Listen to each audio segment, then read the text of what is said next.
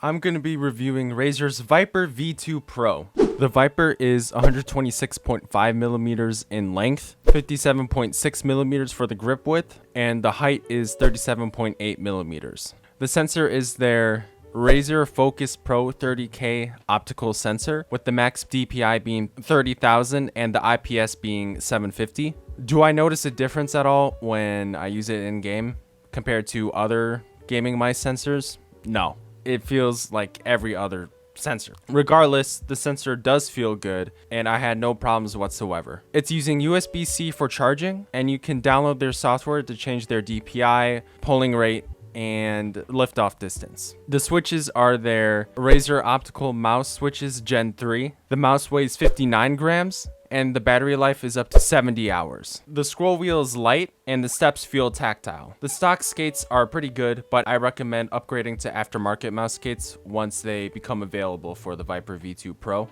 The DPI button is on the bottom and it functions as the power button as well. You just have to hold it down in order to turn it on or off, and you only have to press the button in order to switch the DPI. The main buttons are light and tactile, and they are very easy to spam. The side buttons are light as well, but the tactility does not match the main buttons. They do protrude out of the sides very well though, so it makes them easy to press. There is side to side movement with the main buttons, but it's the usual amount of travel and it's nothing unusual. There is pre and post travel on both the main buttons and side buttons, but it's the usual travel distance, and yeah, there's nothing wrong with it as far as I can tell. The coating is good. I would say it's right behind the Vaxi coating, but as usual, I put grip tape on my mouse. The coating has a slight texture to it, which helps with the grip. This is where I start to get disappointed with the mouse. There is this little slit here on the bottom, and when I push on the bottom piece, you can see the bottom piece move ever so slightly. When I press down on the top of the mouse, the main buttons and top shell move slightly as well. When I push on the bottom piece near the DPI button, I can activate the button and that switches my DPI. I can also visually see the left side of the mouse move in when I press in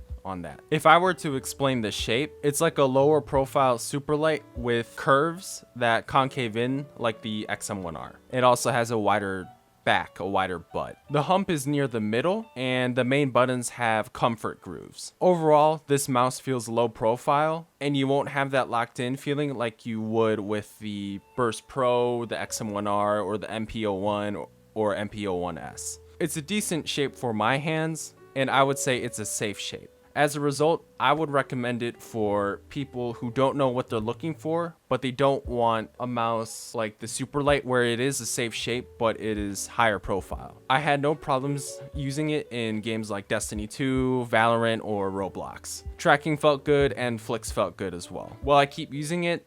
No. I mean, I got the MP01S, right? And I just got the Razer Orochi. I love this. I love this a lot more. And the MP01S. I love those two mice more than the Viper V2 Pro. That's just my experience, my personal tastes with it. So would I recommend this mouse for anyone? It depends on the situation. So if your soulmate shape is the Viper and you want the modern standards of gaming mice, then go for it. The specs are pretty good and the build quality is passable. On the other hand, if you're a casual or a consumer, keeping the price tag in mind, I'd say you can pass on this one. The Viper V2 Pro costs 150 bucks. I want the build quality to be superb. I want everything about the mouse to be picture perfect if I'm paying that high of a price. Unfortunately, that's just not the case with my unit. If I were to reprice the Viper V2 Pro off of my unit, I would make it 80 to 90 bucks. I'd price that because while yes, the specs are great, the switches are great, the scroll wheel feels great, the sensor is nice, the coating is pretty decent, it's the build quality still isn't the best build quality it can be for its price tag. And yeah, that's my reasoning for it. But again, unless if you're a diehard Viper shape fan, I can't see a lot of people wanting to spend money for a mouse that has okay to decent build quality and with newer specs that you probably won't feel in game. But that's just my opinion. At the end of the day, it's up to you to decide whether or not you want this mouse. I'm just here to provide some perspective through my experience.